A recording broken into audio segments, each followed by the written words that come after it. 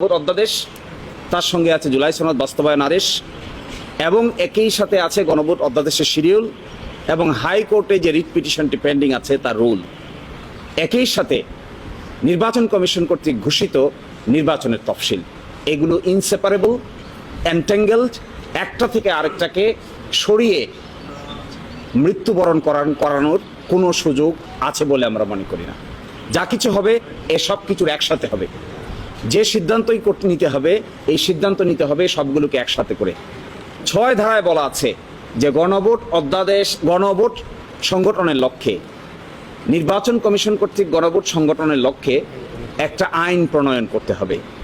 জুলাই সনদ বাস্তবায়ন আদেশের ধারা ৬, সেখানেই সেই আলোকেই একটি গণভোট অধ্যাদেশ জারি করা হয়েছে।